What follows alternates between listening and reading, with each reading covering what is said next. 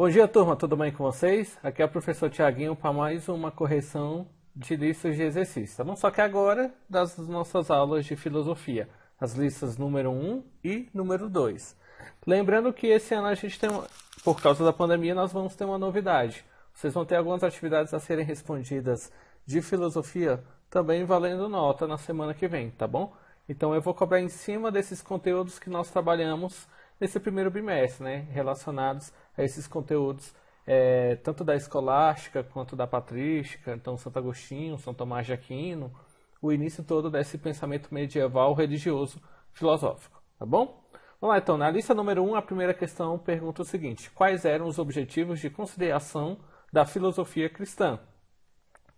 A gente podemos dizer então que a filosofia cristã ela foi a primeira tentativa de conciliar duas tradições muito diferentes. Uma fé religiosa, o cristianismo, e um pensamento racional, filosofia greco-romana. Aí vocês podem perguntar, ué, professor, então a fé religiosa ela não é racional? Por um lado, sim. Por um lado de a gente pensar, caracterizar, criar, desejar esse pensamento religioso, por um lado ele é racional. Mas por outro, que é na raiz da palavra razão, a fé religiosa ela não é racional, né? Ela não possui uma explicação lógica como é um pensamento religioso, ou pensamento filosófico. E disso então se tem um duplo resultado. Por um lado, a filosofia continua se ocupando de temas fundamentais ao pensamento religioso, e por outro, surgiu pela primeira vez uma religião que pretendia encontrar um fundamento racional para si mesma, tá bom? Então a gente vai ter essa dupla objetivo de conciliação da filosofia cristã, tá bom? Questão 2. Explica o que foi a patrística. Patrística é o nome dado à filosofia cristã dos 3 primeiros séculos da Idade Média, elaborado pelos pais ou padres da igreja, os primeiros teóricos. Daí vem a palavra patrística, tá bom? Pais, né? Patrística vem de pai. E consiste na elaboração doutrinal das verdades de fé do cristianismo e na sua defesa contra os ataques dos pagãos e contra todos que eram contra essa fé religiosa, os chamados hereges. Lembrando que a filosofia ela nasce na Grécia Antiga como um aspecto pagão para a religiosidade cristã. Mas, para os gregos antigos, não se trata de uma religiosidade pagã, e sim uma filosofia, um modo de vida próprio daquele período. Tá? 3. Explique o que era um apologista durante a Idade Média e quais eram os seus objetivos. Bom, recebem essa denominação os pensadores cristãos do século II e III d.C., principalmente os primeiros padres, que se dedicavam à tarefa de escrever apologias, que são o quê? Elogios do cristianismo. Era preciso, nessa época, defender a nascente doutrina cristã de 3 correntes distintas que faziam oposição: a religião judaica, o Estado romano, tá bom? E a filosofia pagã. Então, daí vem os objetivos dos apologistas no início da fé católica, ali no início da construção da Igreja Católica, né, da Igreja Cristã, como uma instituição político e filosófico também, tá bom? Quais os nomes dos santos católicos, questão 4, né? Quais os nomes dos santos católicos considerados os pais da patrística, né? Os pais fundadores da patrística? São 4: Santo Ambrósio de Milão, Santo Agostinho de Hipona, São Jerônimo de Stridon e São Gregório Magno. São esses 4. Porém, estes santos, né, recebem o destaque entre os fundadores por serem considerados doutores pela Igreja Católica. Tá bom? Quando alguém é tornado doutor da Igreja Católica, não quer dizer que ele se torna médico, tá? Na Igreja Católica, ou se torna advogado da Igreja Católica. Tá bom?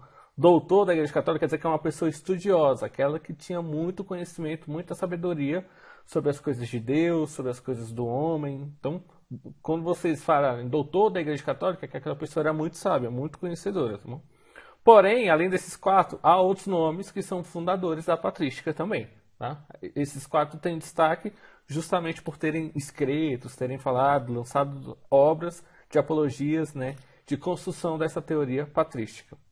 Questão 5. Quem foi Santo Agostinho e qual a sua importância para a patrística e para a filosofia como um todo? Né? Santo Agostinho, né, que viveu entre os anos de 354 e 430, ou seja, bem no iníciozinho, final da Idade Antiga e início da Idade Média, ele foi um teólogo, bispo, filósofo e o principal expoente da patrística. Mas detalhe, ele não nasceu católico.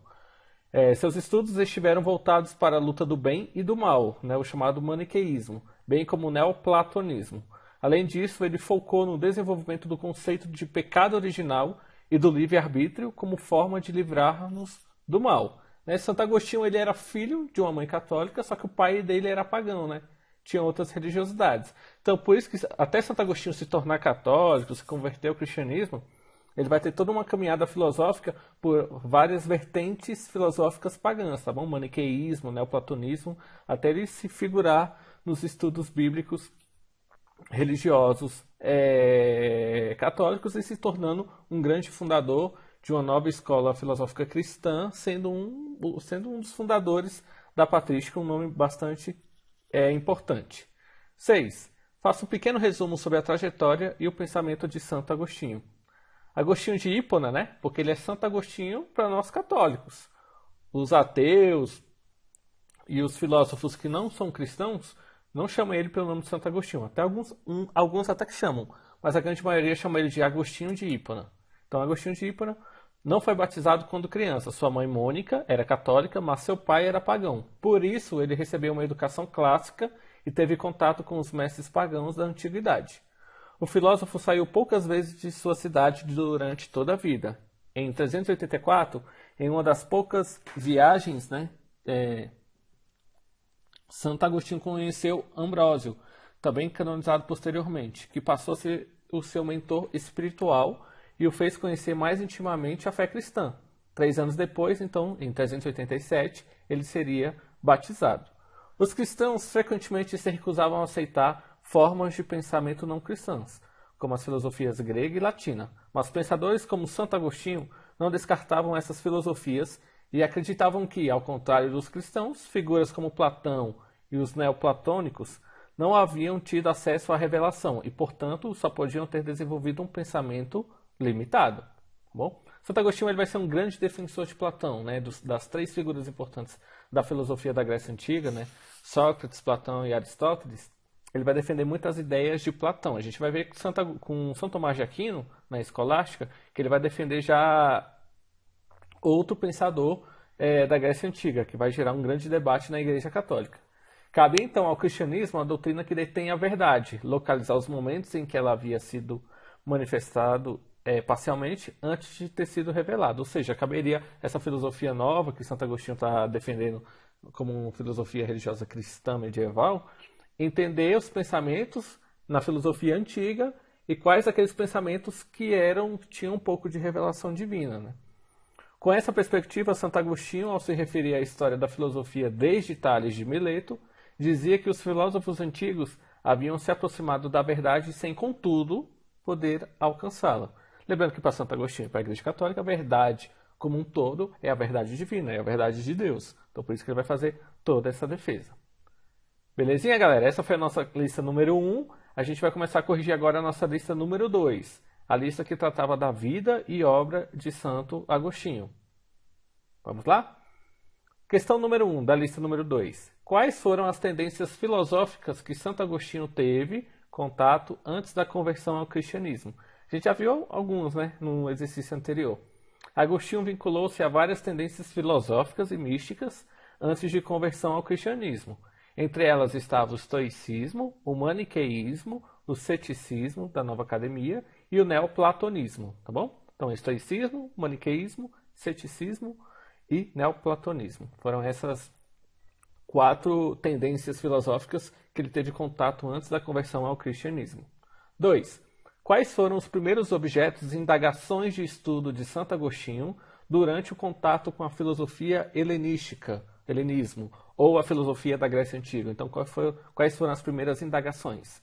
Por intermédio, então, de Cícero, Santo Agostinho conheceu as principais correntes do helenismo e dedicou atenção aos problemas levados pelos céticos, como o alcance da verdade e possibilidade de distinguir o sonho da vigília.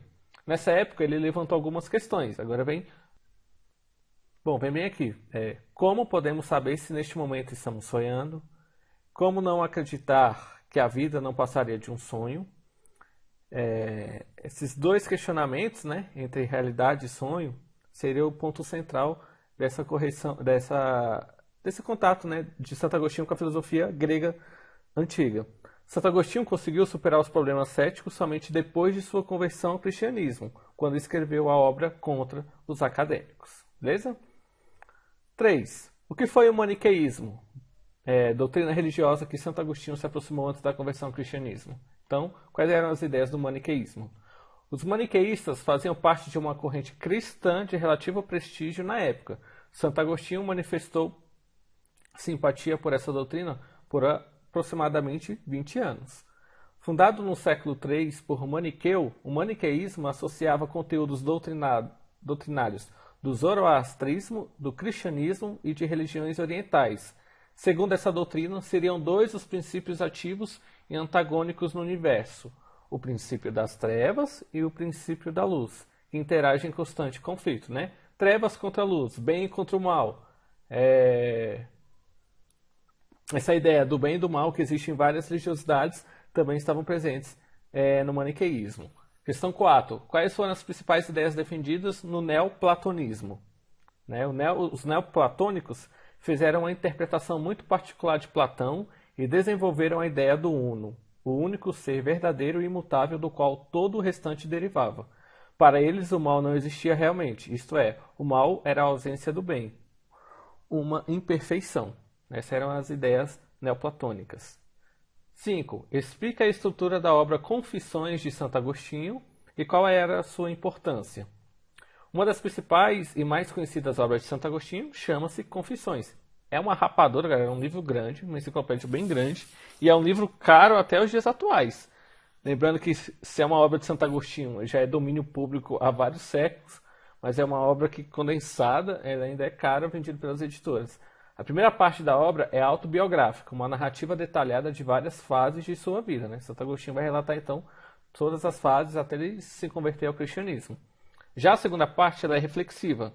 Nela, o filósofo aborda os temas de que mais se ocupou, como Deus, criação e o tempo. As confissões têm valor ao mesmo tempo literário e filosófico. Ao expor suas teses filosóficas em primeira pessoa, Santo Agostinho atribuiu à filosofia um caráter pessoal, um estilo impensável até então para os filósofos gregos e latinos. Além disso, a obra é considerada a primeira autobiografia importante da literatura ocidental. 6. Confissões é uma obra importante. A outra obra importante de Santo Agostinho é Cidade de Deus, que é a questão 6. Explica a estrutura da obra A Cidade de Deus, de Santo Agostinho, e qual foi a consequência política que ela gerou.